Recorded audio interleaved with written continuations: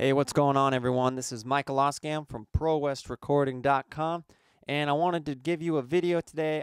I wanted to give you an insight into my mastering process and my mastering chain. Mastering is a crucial step in making sure that your mix gets delivered to your audience in the best possible way. There's a whole hell of a lot to it, and I wanted to show you guys my process.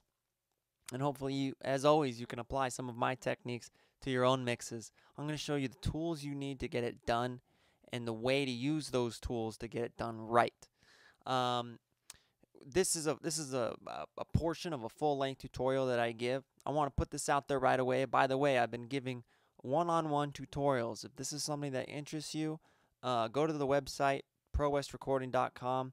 You can drop me an email. Email me with whatever your questions may be, and I will personally craft a video just for you and send it right to your inbox, and you'll be able to keep it and learn from it over and over again, and just for you. So that's a new feature that we have with the site. So drop me a line if you're interested. Please pay attention to this video. I think you'll learn a lot about it. We're going to jump right into the middle of it here. I'm going to be talking first about bus compression. And in particular, I'm dealing with the virtual bus compressor from Slate Digital. Enjoy.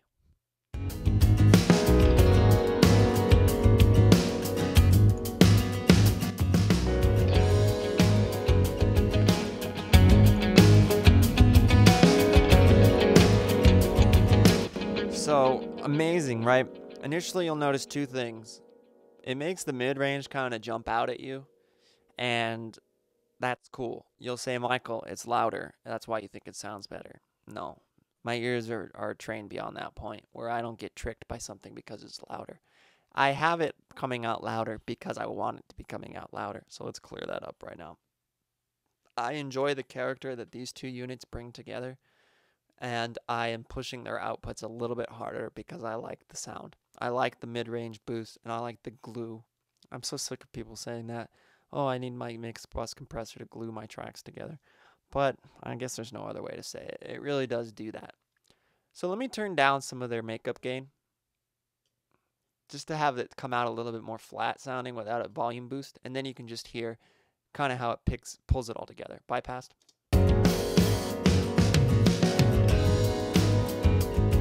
On.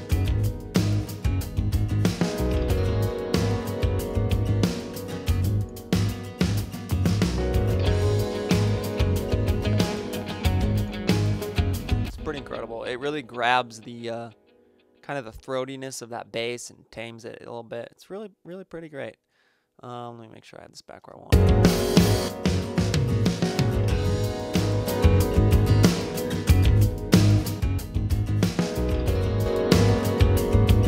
Cool. All right. So, okay, I'm getting a little volume there, guys. The most important thing you have to understand when mastering is you want to be coming into your mix bus with headroom. I was working on something, again, I said I've been doing some private mixes, mix tutorials, and a lot of times when I do that, some people will send me tracks they're working on, and I'll take a listen. I'm always very impressed with a lot of the creativity that people bring. But one of the big problems that I see frequently is people are just absolutely destroying their ability to do anything by just killing their headroom. All right, let's take a look at Ozone, you guys. Let's cover just a few of the modules, and I'm going to let you guys go be creative. And I'll show you kind of what I've done to this mix that I have going. So, let's ditch Kramer tape for a second. All right. I have EQ, a harmonic exciter, a dynamic section, stereo imaging, a post EQ, and a maximizer. The only module I'm not taking advantage of is reverb, because I don't know why on earth you would add reverb to your stereo mix. I don't know. I don't know why that's in there. All right, so let's take a look. EQ, you guys, mid-side processing is so valuable and so important when you're dealing with mixing in general, you guys. You can use mid-side processing on just about everything, not just your mix bus, but in this case we're talking about a mix bus. If you don't know what mid-side processing is, do some research, guys. Look it up, read about it, read what it really means. You have a left and a right channel, right? So if you add the left and right channel together, if you sum them together, what they share sonically, the frequencies that they share, combine to make the middle channel, right? The mono, the straight up and down, what you hear equally in both left and right speakers. When there's equal gain coming out of both speakers of the same frequency content, in your mind, it sounds as though it's coming from your computer monitor right in front of you. It sounds as though it's dead center. It's called a phantom center. Sounds as though there's one speaker right in the middle. That is your mono channel, okay? So that is the left and right side summed. When you do that, you also have left and right information that do not match each other. So in this case, it's almost as if they're being subtracted. And the difference between left and right, if you flip the phase on one of them, we won't get into that. But if you flip the phase, then all of a sudden you have left and right information that are different than the middle information. Does that make any sense? So you have your middle information straight up the middle, and then you have your sides. Let me give you a sonic example of this. In Ozone, you can come to this module, switch this to, say, mid-side. Then you have independent control of the EQ curves for the middle channel and the side channel. Let's take a listen to what just the middle channel sound. Well, let's take a listen. This is the mix as it is with both.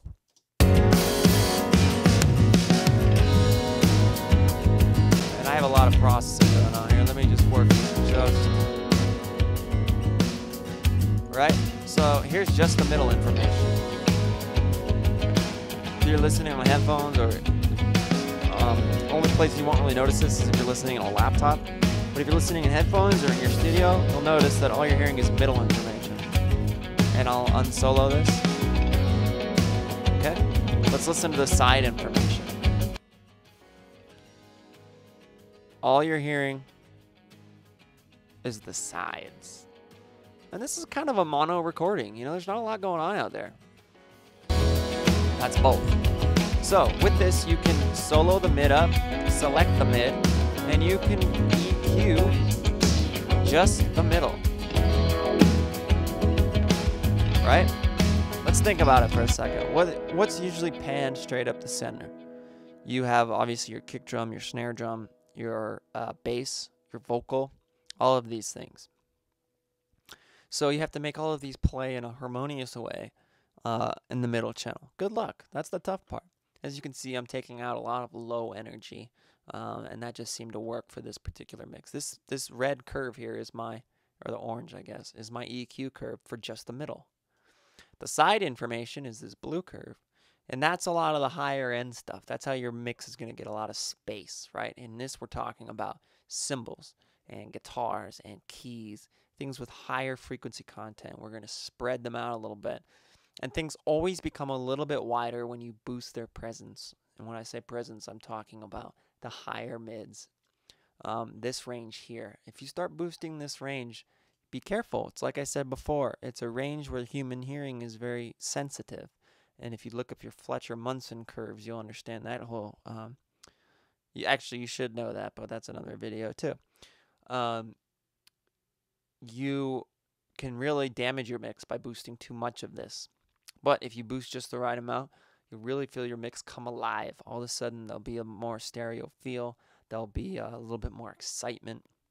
And if you ever mix something for somebody, or if you're even mixing your own stuff and you're like, gosh, my mix sounds a little dull, this is probably a big component of that. Now, I'm dealing with this in a mastering sense, okay? We're fortunate enough to be in the DAW session, the Pro Tools session, where I can go back and remix the actual tracks themselves. So normally, I wouldn't make this big of a boost here.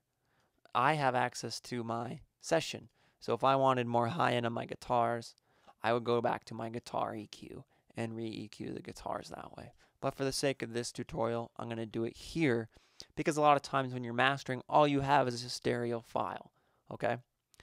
So this is where you can do, or you know what? That's everything I just said is 100% true. But let's say you've remixed your song a million times and you just cannot get that high-end sparkle. This is the place where you want to do it, okay? So it's not cheating to do it here. If you've tried everything else and can't get it to sound right, then here is where you're going to want to make the fix.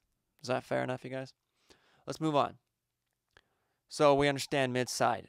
You can really F up a mix with mid-side. If you don't know what you're doing, you're going to F it up.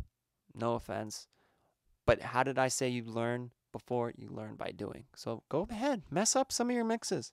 You'll be like, yeah, that sounds cool, man, and you'll burn it or whatever, and you'll go listen to it in your car, and you'll be like, oh my gosh, that sounds terrible. And that's great. That's a building block toward learning. I love it. I do it all the time. Let's go on to harmonic excitement here.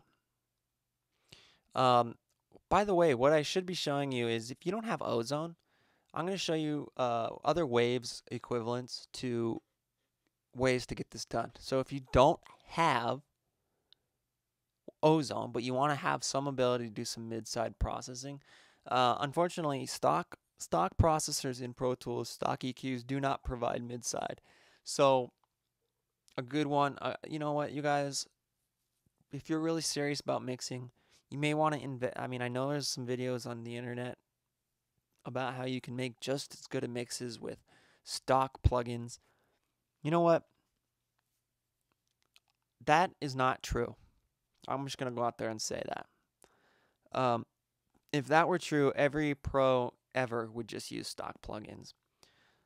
The truth is, stock plugins are important, and they're an important part of the learning process. A lot of times people make those kinds of videos because they are stressing how important it is to learn the fundamentals of a plugin. What is a threshold? What is a ratio? What is attack? What is release? What is this?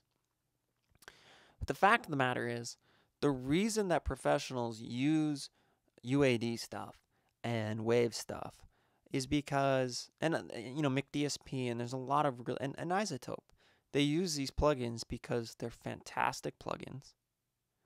They offer a lot of added functionality, okay, like mid-side processing, for example. You don't get that in your Pro Tools equalization. You just don't get it. That being said, this is one of my favorite EQs ever. I use this still all the time, okay? So I'm not knocking stock plugins. But my point is if you're getting into this more full-time, let's say you're taking it a little bit more seriously, and you want to start mixing like the pros, right? You may want to invest in some plugins, okay? Now, another thing that they stress in these kinds of videos is buying these plugins is not going to instantaneously make your mixes better. That is false. So good. I'm glad that everyone hopefully understands that. But it will put you on a playing field where you're level and you're using the same plugins that the professionals are using. Okay? That's my 2 cents on that bit. So you can't do mid-side processing with stock plugins. So if you wanted to get some wave stuff, I know that the HEQ offers that. I don't have that one licensed here yet. I used to use that. A really simple one made by Waves, and they offer in a lot of their bundles, is Center. And you'll be like, Michael, how is this mid-side? This is a mid-side encoder. It's really simple, though. Do you want to turn up the side content or the center content? Do you want the center content to contain low frequencies? Or do you want the center content to contain high frequencies? Or both? It's really cool, man. It's really, really bitchin'. And it's really easy. So if you're new to mid-side processing, that may be a good plugin to start on. Okay? Another one is made by Brainworks. It's a cool bitchin' plugin. In fact, it's on sale right now. If you're watching this, go check it out. I'm going to probably get that plugin just to say I have it because I think it's so bitchin'. But maybe you don't need the mid-side right now. Ozone. Here you go. Ozone's a great plugin. And it'll also give you all these other modules. So let's move on. Harmonic Exciter. What is a Harmonic Exciter? It's going to take these different frequency bands and it's going to add a certain amount of synthesize. Don't think of that in like dance music synthesizer, but it's fake harmonic. Actually, it's going to be adding harmonic content to your signal. Okay? What is harmonic content? All right. When you record a tape or you record through some old analog gear, the circuitry in those particular devices colors the sound in such a way that it's adding certain content, harmonic content, to your signal. So this is a way to add that in an artistic way. Let's take a look at what we're talking about here. And this is obviously very simple. And it lets you do it by band, which is really amazing. Okay, we have tube emulation, tape emulation, retro, and warm. I was using warm on this particular mix. Let's take a listen to the high mid range.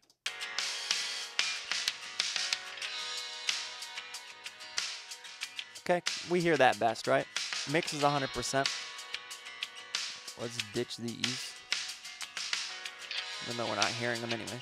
Let's try warm, and let's turn this all the way up. You'll hear what it's doing. Ah, interesting. Let's go to retro. Ooh, that's harsh. That's adding kind of like a, I don't know, retro feel. And maybe that's why they call it that. Tape. So that's kind of got that, it's softer sounding, right? It's like the edges are softer. Retro, they sound similar. Retro is also very analog sounding, but it's a little bit harder. And then we have tube. And that sounds like it's actually a tube being overdriven because we're pushing it so hard. Let's use tape. So now it's just a matter of determining how much of that harmonic content you want to add to each band. A lot of times, going all the way and then bringing it down is the way to mix something. In this case, I don't like that. Let's bring it up until we like it. All right, let's try this band. Ooh, that sounds kind of cool. And let's bypass. It's adding volume. Interesting. It's a little much. Let's bring these both in. Bypass.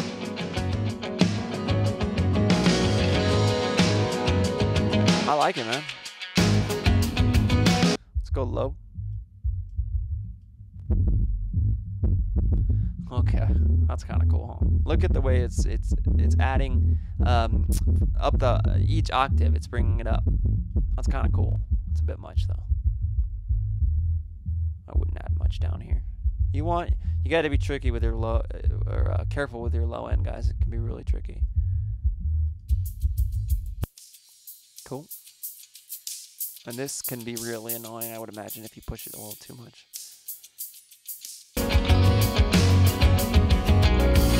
Right on. Let's move on. Dynamics. Bitchin', this is a rad. Oh, and by the way, so for Harmonic Excitement, there's so many plugins that you can use to emulate that. Kramer Tape, as I was saying before, it's a Waves plugin that adds harmonic content to your mix. Dealing with independent channels, we know of a very famous one out there in the mix world. Our bass adds harmonic content to the lower register right here. Our bass is a rad. Max Bass, I think, is another one. And you know, as far as stock plugins, something as simple as SansAmp or even some sort of lo-fi plugin can do similar things where it's changing the sample rate and kind of adding some distortion, saturation, noise, things like this. You can play with those. So in that regard, there's a stock plugin that can definitely add noise, but maybe not in such a musical way as some of these higher end plugins. So let's move on. Dynamics. This is a multi-band dynamic module within this plugin. And this is a very, very big part of mastering. A lot of guys have hardware units for this type of stuff. It's really very important and can also make or break your mix, or a mix during the mastering process. What it does is it lets you essentially apply different compression settings, be it ratio, attack, release, the knee, the mix, the threshold, obviously, all of that independently by the different frequency band. So in this case, let's take a look at band 1. This is our low band. What I think is best about this too is it's an adjustable rate band here. So let's say I want to compress everything below. I know that this song has a weird cutoff at around 100, so I'm going to stay below that. Let's say like 95. And this will now let me process dynamically everything below 95 hertz. And I've already applied my own processing to this. You can see my threshold. I'm knocking off about 2 to 3 dB depending, and it's a soft knee. I'm not hitting it too hard. Medium attack, pretty medium release. Pretty rad, actually. It sounds pretty darn good. If I bypass the processing, let's take a listen here. It loses a little bit of energy. The level doesn't change. We've already discussed that in other videos. You know, compressors really shouldn't change the output level. Now, obviously, with the virtual bus compressor earlier in the video, I discussed that I was pushing its output deliberately. But usually, you really don't want the output to change as it's running through a compressor. That means your makeup gain is set correctly. In this particular instance, I have auto makeup gain. I'm letting it decide. So basically, for however much it's knocking off, it's auto making up that gain reduction. But when it's on, you see how its energy picks up, right? And that's due to the correct settings that I have here. And you'll have to play with the settings yourself to make sure you're getting it right. Let's take a look at the low mids.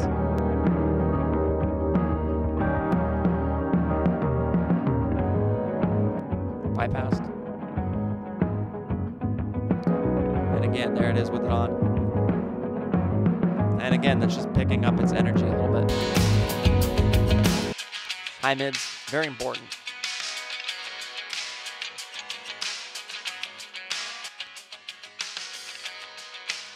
And if let's say I wanted to hit these hard, I feel like they're getting a little out of control.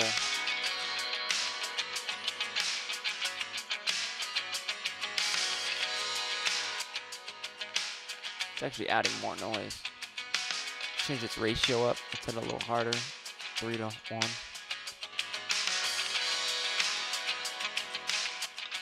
Let's say I like that. Which I don't. I don't like that.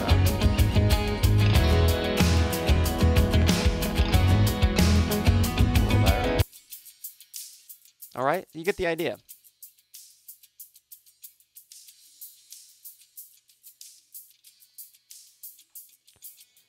Cool. All right. So let's bypass this module now. Without with tightens it up, right? Gives it a little bit more energy. Moving on, stereo imaging. This is really bitchin' too, you guys. Oh, by the way, so multi-band dynamics. Let's go into a plugin that you can. There is no plugin in Pro Tools that comes stock. That I know of. I think there is one in Logic, by the way. There is a multi-band compressor in Logic. I don't know of one in Pro Tools that comes stock. I'm looking here. Yeah. But another, we covered some of these already, right? Linear multi-band would be a really good one to use here. The C4, the C6, which I don't have on here yet. There's a bunch. So those are really cool. Those are really, really, really bitchin' plugins, and I use them on other tracks, not just my stereo bus. Let's move on to stereo imaging. Stereo imaging is basically it's exactly what it sounds like. It's giving you independent control. By the way, I should say these frequency bands that we've been playing with each time, they don't change per module. So if you're affecting, let's say 95 hertz and below here in this plugin, in this part of the module of the plugin, when you go to the EQ, or not like the EQ, but if you go back to like the dynamics, you're still processing the 95 hertz and below band. So you can't change the bands per module within the plugin. That would cause, I imagine that'd be very difficult to I'm glad they don't make it that way. There'd be phase issues and all sorts of stuff. So here we're dealing with the width, the stereo width, essentially, of each band. And if you've been mixing for a while, you know that you really want your low end to be tight, right? And the best way to ensure that that is happening is by monoing up your low end. So here, let's say we're working, let's move it up, 109, 110 hertz and below. We can solo this, and we can determine with our ears and with the help of this cool vector scope, excuse me, the width of our sound. And as you can see, it's straight up. That's because I have it zeroed out. When you come into this, they all come like this, pretty much straight level. And here you can see that I have my bass frequencies, you know, all over the spectrum. And that's really gonna, this is one of those things that's gonna make your mix sound muddled and weird and not tight, and certainly not like a commercial recording. And you're not gonna know why, because it's not really audible. I can't really tell the difference that much between that and this, which now we're seeing it's fully monoed out. It's not that perceivable, to be honest with you. I'm wearing headphones because I'm doing this video. If I was listening through my JBLs, my mains, I'd hear it, but not really. I mean, these frequencies are so large, these waveforms, they take so long to form. It's really hard, you guys. So sometimes you need a visual representation to let you know what's going on. What you should be sure of is that you absolutely want to make sure that your low end is tight, and a good way to get on the road to being tight like that is to mono up your low end. So boom, there, this is an easy way to do it. Let's listen to the second band. This is kind of all over the place too. Again, this is all the way to 1.4K. So this is a tough one because you want some stereo information around the 1.4K range. So you may want to play with your frequencies here a little bit. And mono this out a little bit.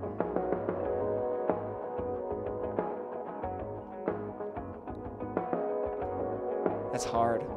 This is the art form. This is really where it gets tough. I'm gonna leave it where I had it because I know that I liked it around there. See, that's where the girth of those guitars is.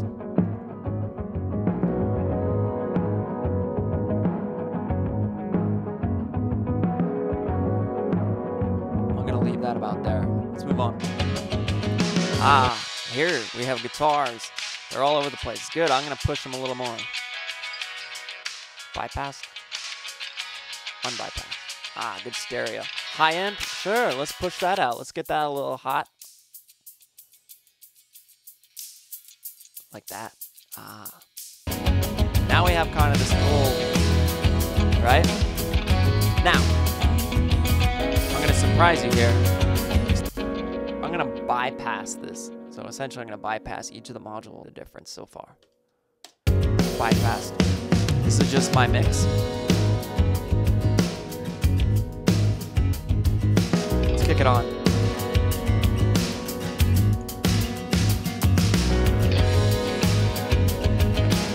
It's the same volume. We haven't really limited it yet. We're not pushing it too hard. But man, have I reshaped the sound of this song. Snare drum sounds tighter, more compressed. The spread is incredibly different. That mid side we did, that processing on the mid channel, that kind of scooped out some of that low energy of the bass, really tightens it up. So let's move on. Why did they give you a post EQ? I'll tell you why. And we're gonna use it. A lot of times, when you're doing this kind of dynamic processing, and let's say you're pushing out some of the stereo image and you're adding some harmonic content, as we've been doing. These processes can actually add volume, right? And when you add volume to particular frequency bands, so for instance, in this case, our compression really was great, especially for the high mids and highs, because it's allowing our stereo spread to kind of push through. It's keeping its energy, but it can also brighten your mix and become a little harsh. it can become a little harsh. And sometimes you may get a low end, low mid buildup that you're just like, well, I really like it, but you know, there's just a little. So this is a place where you make just little touches. I would not do anything drastic here. Okay, as you can see, what I did is I found two areas, one in the low mids, one in the high mids, where they were kind of just sticking out a little bit. Then I dropped them. We're talking a dB and a half. And then I shelved up here, 14K. You can't really hear this, but this is what they call the air. This is giving my mix a little bit of air, okay? And although you can't really hear it, you can perceive it. It's perceivable. Similar to the low end, where you can't really hear 60 hertz. You feel it more than you hear it. Same with this. This is air. This is going to give your mix a little bit of life. Just as you can't hear it. Okay, let me put it this way. Just as you can notice when it's not there. So you're like, oh, my mix is a little dull. It's a little flat. So you put a little bit in. Like, oh, all of a sudden, okay, my mix is alive. You don't know why. It's not really, you can't tell, oh, well, that's 15K. No, you just know it's a little bit air. But at the same time, if you overdo this, you'll be like, why does my mix sound like harsh and kind of fake and like goofy and hard? That's why. So be careful. But as you can see, I added about 2 dB up here around 15K on a shelf just to give it a little bit more life. Now I'll bring this in and out, and you can kind of see the difference with and without it. And without.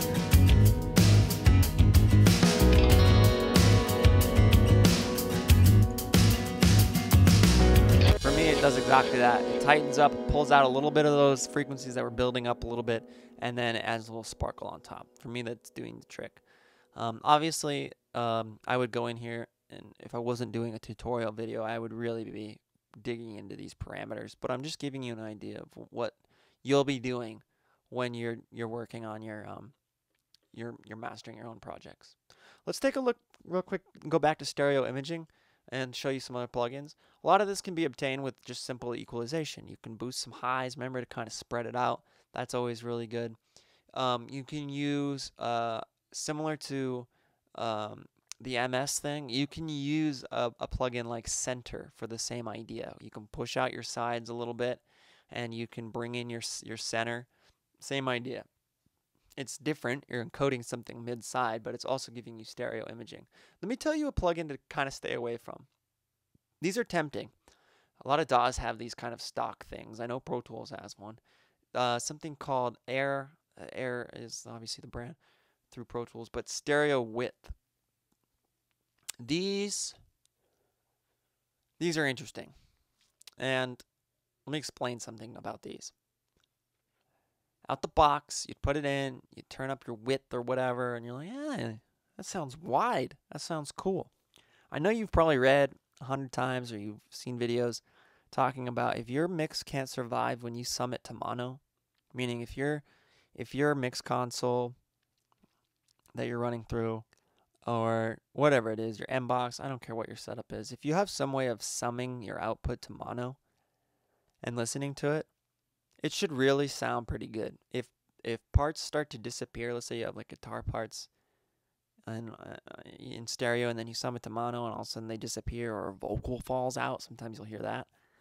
You have serious phase problems. You have things going on in your mix that you need to really work on. So that's a good test, and you can do that within Ozone, by the way. You can sum it to mono, which is really cool. But these kinds of plugins, they sound cool, but they really cause more problems than they're worth. Go ahead and play with these. I like to put them sometimes. You'll see I have it here on my keys. This is because this is kind of like a pad, right? And it's got kind of a harsh sound. For me, it worked. Let me drop out this plugin real quick. You'll see what I mean.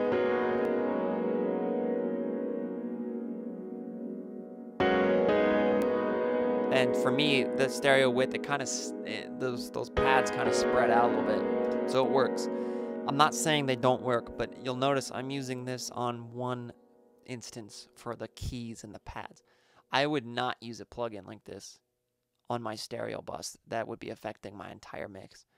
trust me, or don't. Go do it for yourself. You'll find out the hard way. It's not going to sound very good. So stay away from plugins like that. Plugins like Center, what we're using here in Ozone, obviously. Waves make some other ones. Like I said, the HEQ has some ways of spreading the stereo image. There's one, the Brainworks one that I was talking about is also very good. MicDSP has one. Matthew Lane makes an MS encoder. There's a lot of really good ones, guys, so go check them out. But yes, adding stereo width is important. Post EQ, you can use anything for post EQ. A lot of times too, post EQ, like I said, it's subtle, right? You're not making huge EQ changes. So using things with, more broadband strokes is recommended. I know I've referenced this once before, but these Pultecs are really good emulations. UAD makes a really good emulation of these too. This would be a good plugin to use for this kind of thing. It gives you some analog feel and just really broad strokes, so you're not like surgically removing frequencies, so to speak. And let's move on to our last module within Ozone, which is the maximizer, which is a way of saying limiting. And this is a great it has a great built-in limiting function here. It works just like any other limiter really would.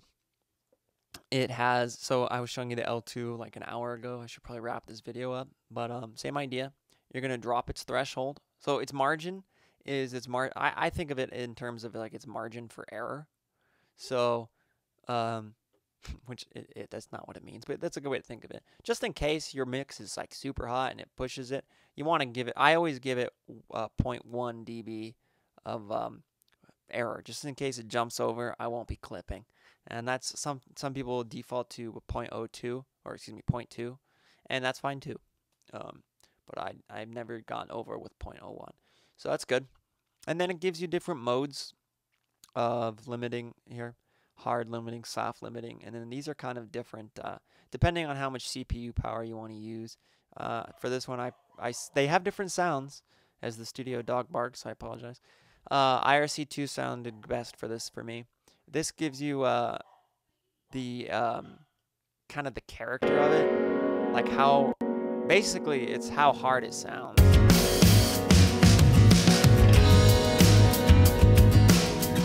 Yeah.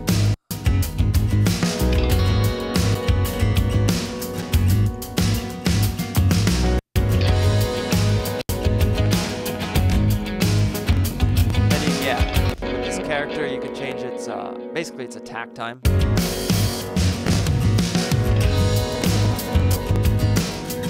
And I'm all for transparency, so that's cool. So yeah, your threshold will start up here, and you start dropping it.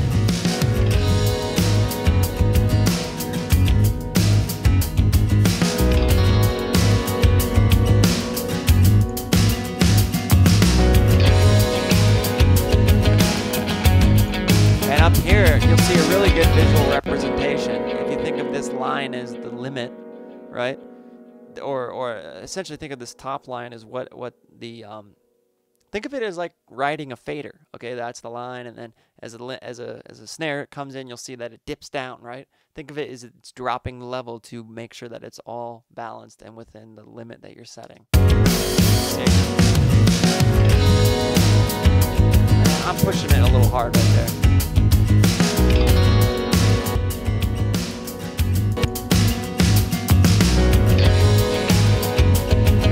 Now we're at the level where we're at radio, radio, TV, internet, whatever. This is now what we're talking about as far as the level. Now, why do you put this last? Well, because let's think about this for a second.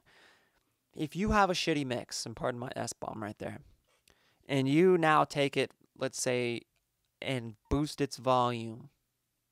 Okay, we're talking about its peak volume by about 5 decibels, but if we're talking about its average volume, so like the RMS, we're talking about a consistent volume boost here. We're talking this thing is much, much louder. So if you have a crappy mix and you're making it much, much louder, it's going to sound that much, much worse. So before we get to this level, Ozone gives you all of these tools to try to make your mix sound better before you turn it up. Makes perfect sense, right? So this is really good. When you get to this point, it gets louder, and all of a sudden you'll be like, oh man, So, right, remember I was talking about, oh man, maybe these cymbals are really sticking out. So you can come into your post EQ here. Maybe let's hunt for something. Oh, see, harsh, and maybe bring it down. Right? You get the idea? Pretty cool, right? So you can see that it's really beneficial when you're using something like Ozone because all of these modules exist within one plugin. I've shown you other plugins that can do the same as all of these modules. They just won't all be happening within one unit or one user interface. You could have them all in your inserts here. That's totally cool. Let's take a look at some other maximizers or limiters. Obviously, L2 is a very popular one amongst producers out there. Any of these waves one are super cool. The L1, the Ultra Maximizers, like I said, L1, L3, max volume, all of these max, and these are made by, some of these are made by Avid. And this is an instance where you could use something like, you know, even these LA, like the LA2A has a limiter function. You could use that. It's loud. I don't know. I know some people that might use that. I wouldn't, but that's up to you. API, if you have the API bundle, they have some really good, you know, limiting type stuff. You can even use the stock limiter if you really wanted to for this. But this is, think about it, this is the last stage. This is the last output stage of your mix. Maybe you want something that gives you, you know, look, when we're dealing with this, each of these gives a little bit of sonic character too. And maybe the sonic character brought on by this plugin isn't something you want. I know some people that have used this limiter for their final stage, and I thought it sounded just fine. So it could be a matter of preference. It really is just a matter of what you want to do. Now, why did I have the L2 on behind my Ozone?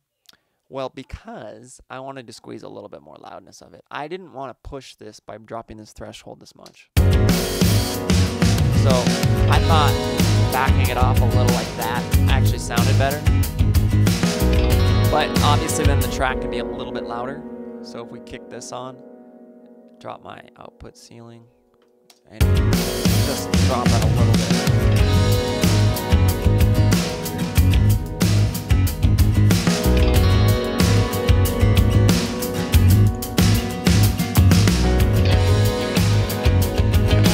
So is that sound better than this? In my mind, I thought it did.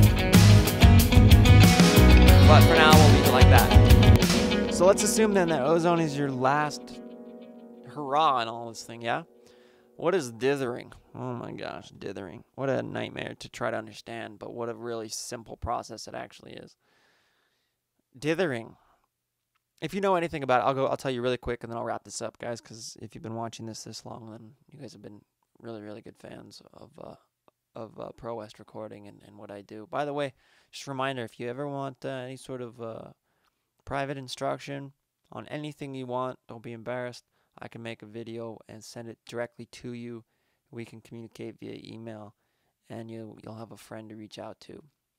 I made a lot of friends in the audio world this way. So hit me up, prowestrecording.com. Let's talk about dithering real quick. If you know anything about sample rates and bit depth, more importantly, bit depth, most likely the analog to digital conversion, just so we know what we're talking about, the microphone that I'm talking into right now, or the guitar that you play through it, that's an analog signal, right? And it goes through your cable into your, let's say, M-Box, or in this case, I'm using a digital mixer.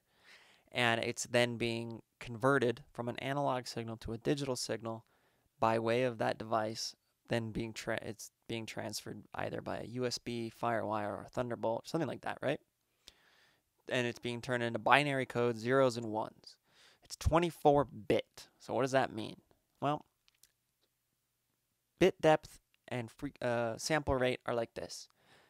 Think of it in terms of like photography. A sample rate, I always run my sessions at 48K. What does that mean? That means essentially that it's taking 48 pictures of a sound source per second.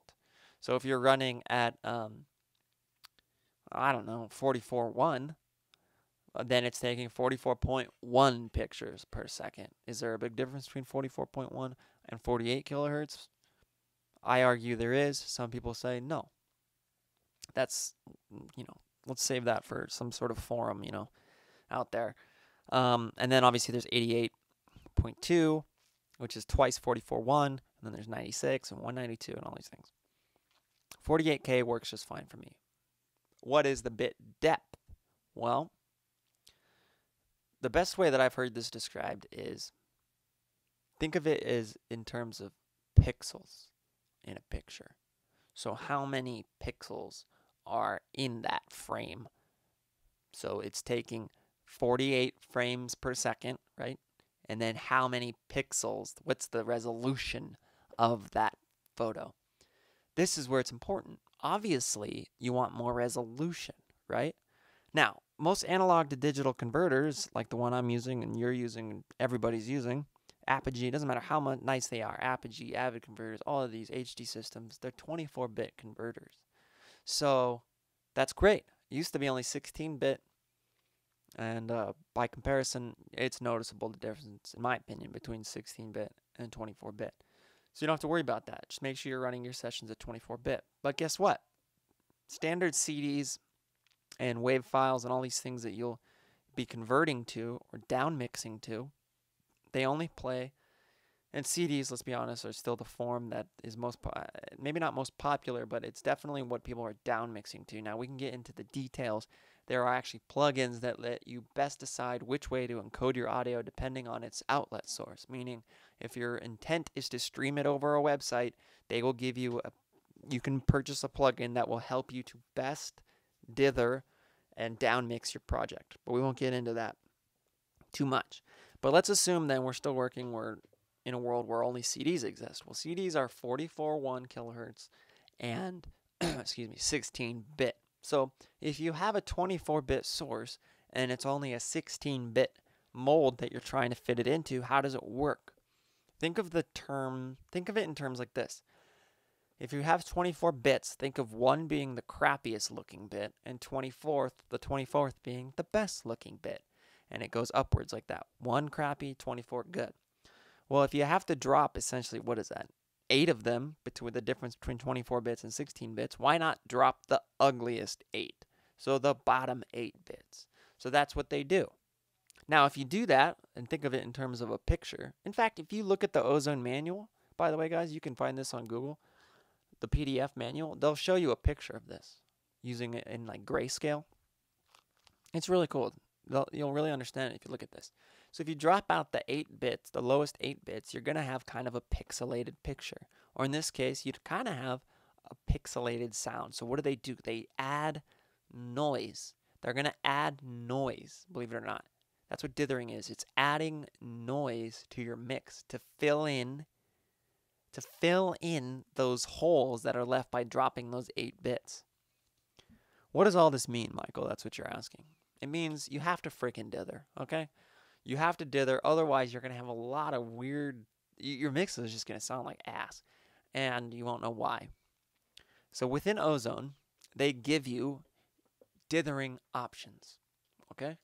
So here we're down converting, right, to 16-bit 44.1. Well, here we go. Here's a 16-bit dither, and it gives me different choices, dithering type, and bit plus, which is their recommended, type 1. You can read in the manual what all the difference is between these. Let's use mbit plus. Noise shaping, high, ultra, none. Read what all these do, lightest. You can actually hear the difference. A trained ear, you can absolutely hear the difference. 16-bit, 20-bit, 24-bit. Ooh, look, 8-bit is noisy. Hear that? 12-bit, 16-bit. Okay? Yeah. Let's listen to this mix in 8-bit real quick, just for the hell of it. Start on 16 and we'll go through. 20-bit, 24, 8.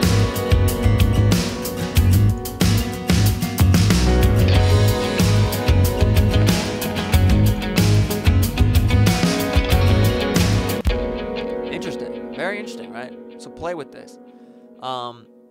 Dithering is an important part, especially when you're going to be down mixing and burning to CD.